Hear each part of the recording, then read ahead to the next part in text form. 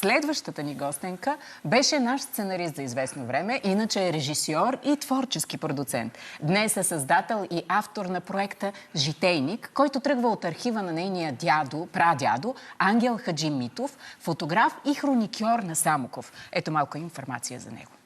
Казвам се Ангелина Хаджимитова и съм правнучка на Ангел Хаджимитов, един от първите фотографи на България и хроникьор на Самоков. Преди повече от 100 години той е снимал хората и живота в града. Днес аз дигитализирам неговите стъклени плаки и търся наследниците на лицата от снимките. Така се роди «Житейник». Старата фотография среща живия разказ. Потърсих господин Любомир Николов от Историческия музей, за да разбера кой е Ангел Хаджимитов в паметта на Самоков. Ангел Хаджимитов е паметта на Самоков. Мога да спомена няколко важни събития, които са запаметени от Ангел Хаджимитов в неговите фотографии, като може би най-интересното е откриването на скишанцата в Самоков, което се е случило в 1934 година. Интересното е, че тя е първата в България построена скишанца и по това време е била най-голямата в Европа. Присъстват много официални лица, сред които и принц Кирил, който реже лентичката за откриването на тази скишанца. Друго събитие, което също е много важно от историята на Самоков, което е запаметено от Ангел Хаджимитов, патриарх Алексий I, който посетил България и няколко места в България по повод 1000 години от смъртта на свети Иван Рилски. Това е било честване на голямо национално ниво 1946 година. Той е снимал царя, снимал царската фамилия. Със сигурност има снимки на семейството, и на Борис и на Фердинанд. Дейността на Ангел Хаджимитов е много ценна за нашето наследство. Затова този формат, който сте се взели да го направите, е много ценен, защото за нас също е много важно да видим събития от историята на Самоков, които са непознати.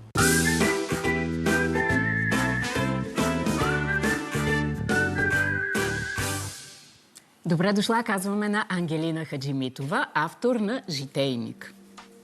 Тя е кръстена на този прадядо Ангел, това очевидно, разбира се, но как въобще ти дойде идеята за този проект и всъщност какво те провокира да го почнеш? Да, той не е някакъв стандартен.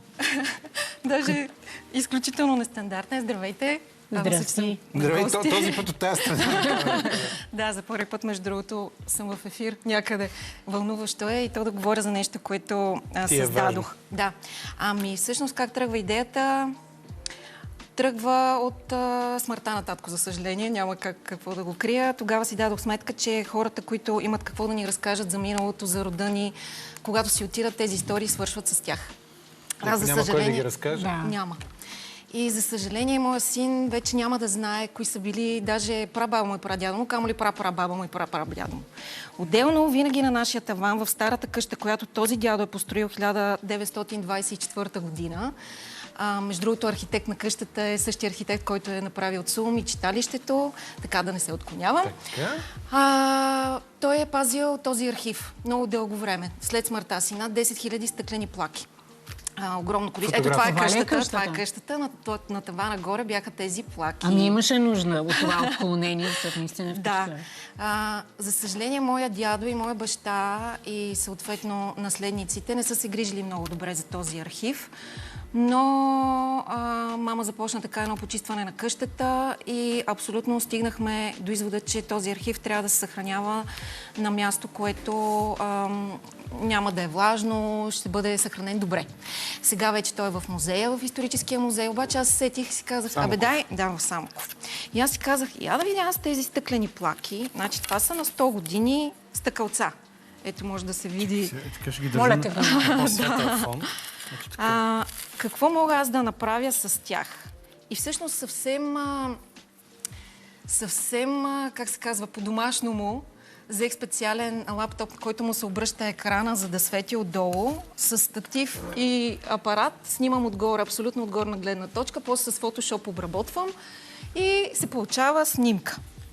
Ти си намерила някакъв модерен начин да обработиш плака, Фотограф. Не си пробвала класически и любопитно ли ти беше да пробваш така, както едно време са ги проявявали или изобщо не? Тази плака не знам как са ги правили. Те са едни специални машини, много големи. Аз съм ги виждала, понеже дядо ми след това се занимаваше малко с фотография и има супер специален начин на проявяване.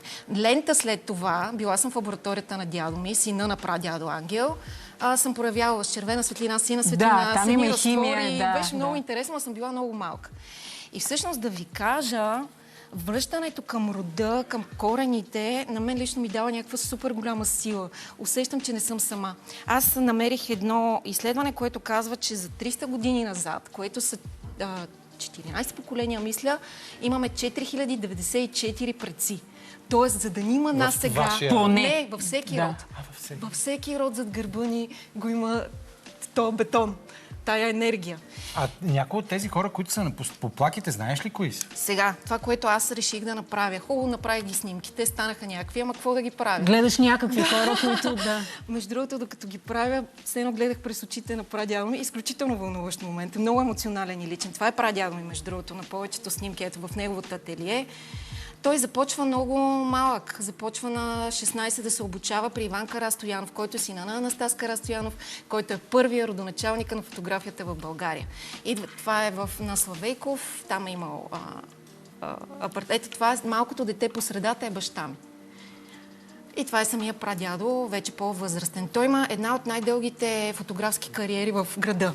Той се оказа много фотографски град и повече от 60 години действа. Зоографски град. Да, зоографските наистина тръгват от зоографите и повечето се пренасочват към фотография.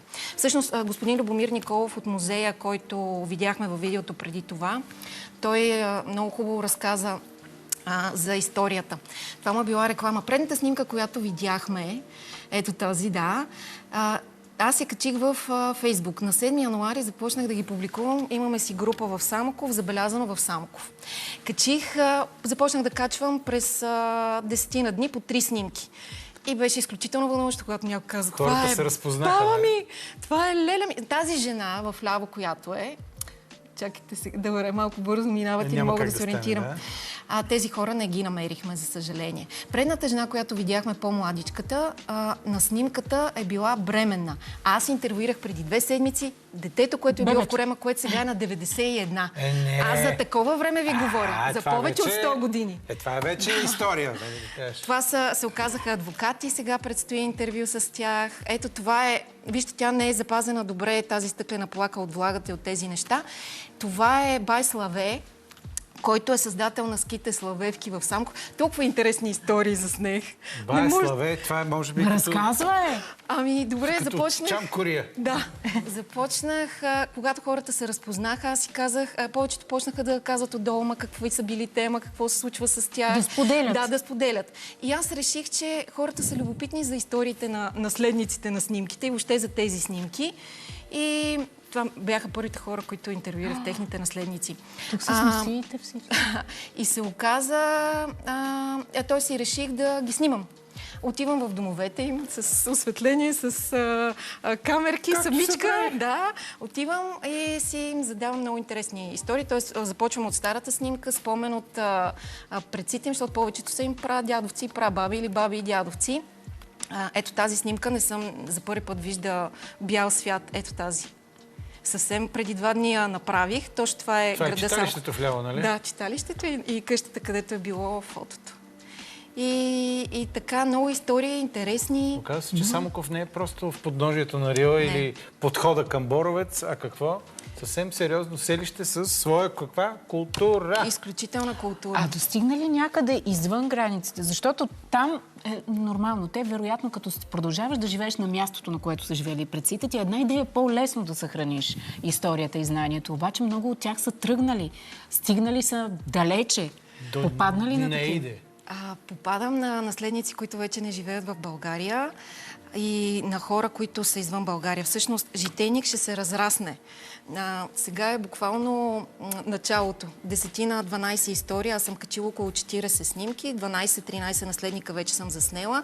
Премиерата ще е в четвъртък. Утре ли е четвъртък? Утре ще е първото видео, което ще бъде с господин Любомир Николов, който ще разкаже пак за историята вече по-подробно на града и на Ангел Хаджимитов, какъв е бил той за града. Сега обаче, извинявай секунда, Хаджи Митов, там гледахме Митов. Къде се появи Хаджито? Митов, ако не видяхте много добре, преди него има едно Х с един знак, който означава Хаджи. Хаджито мисля, че се появява много преди неговия чичо, който се оказва фотограф. Може би оттам тръгва Хаджи Петър Хаджимитов. Той дори така се е пишел. Хаджи Петър Хаджимитов. Самия той не е бил хаджия. Не знам, някой даже преди този чичо. Значи много назад. Това може би е било 1800 и някоя година от началото на 19 век, съвсем в началото. Каза, че не си успяла да откриеш някой да. Вероятно, може и някой от наследниците да гледа, но да не може да разпознае роднини. Напълно е възможно, защото много хора са си отишли. И аз се замислих, че малко по-рано, защото този архив винаги е бил там. Аз съм била бебе, когато е бил този архив там. Но не ми е дошла тая идея. И фактически си дадох сметка, това са прабаба ми и прадядо ми. Дадох си сметка, че всичко, с което съм се занимавала и което съм правила, аз съм правила много неща в живота, са ме водили към този проект. Буквално на 40 и няколко открих смисъла на живота си. Искам да разгърнем тази... Не, тук аз съм си писала неща. Извинявай. Какви са тези снимки сега? Ето, това са други стъклени плаки, вече малко по-големи. А те колко Виж колко са красиви, как се става. Огромен брой, може би са над 10 000. Доста от тях вече са дарени от самия прадядо на музея. След това моя дядо е дарявал техника и снимки и плаки. След това баща ми го е правил и майка ми.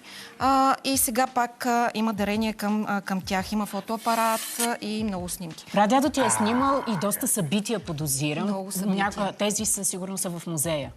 Не. И там, и всъщност вече всички са там. Аз искам сега да благодаря на господин Любомир Николов и на доктор Веселин Хаджиангелов от Историческия музей. Те много харесаха проекта и са с мен в него, както и на всички съграждани от Самоков, които разпознават близките си и участват активно. Благодаря ви и ще се радвам да снимам колкото се може повече хора, за да разкажем историята на тези красиви хора. Тези, може би, събратя, не ги разпознах. Като гледам, много е възможно да са братя. Гледам и коси. Възрастта е трудна за определене. Може и да са баща и син. Много интересни неща ще излязат и много хора ще се разпознаят най-вероятно. И оттам ще се разплетат едни други истории. Както разбрахме, че има една много драматична история с мъж, който чака животоспасяваща операция в Германия. Така, какво се случи? Аз като започнах да задействам проекта и да се разпознават хората, той се свърза с мене и каза, искам да разкажа историята си. Той чака чернодробна трансплантация. На 19 годишен е бил диагностициран с някакво автоимунно заболяване и буквално каза ми, ако до септември не ми намерят донор, си отивам. Искам да разкажа живота си. И фактически той не можеше да пътува към България, защото във всеки момент може да му звъннат. И той до 2 часа трябва да е в болницата. И аз отидох при него в Мюнхен. Направихме повече от 2 часа разговор, който аз мисля да оставя абсолютно суров. Няма какво да се монтира в него. Няма. Там са силни послания, сериозни изводи, изключителна мъдрост и просто виждаш как човек, когато се сблъска с нещо толкова сериозно, ценностната система се преобръща. Изключително ценен разговор. Това, което всъщност той не искаше само да разкаже живота си, а да разкаже как минава една чернодробна трансплантация или трансплантация за хора, на които им предстои това, за да не се притесняват, защото той знае стъпка по стъпка. И той остави имейл, който аз ще публикувам, на който хора, които се притесняват или имат въпроси, или им предстои нещо толкова сериозно, могат да свържат с него и той да им помогне. Много е силно. Още повече неща се случват. Това е само да покажа една от снимките, които са извадени от някои от тези стъклени. Така, тази е малко по-млада, така да се каже. Ние не знаем...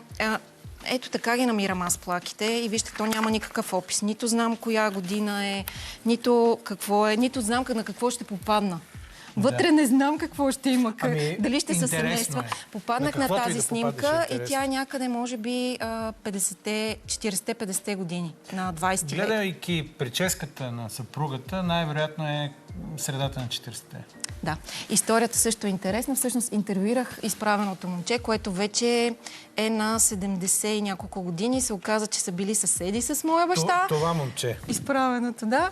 И са ритали футбол и ми стана много мило. Общо взето, когато някой ми разказва нещо за баща ми, ми става мило.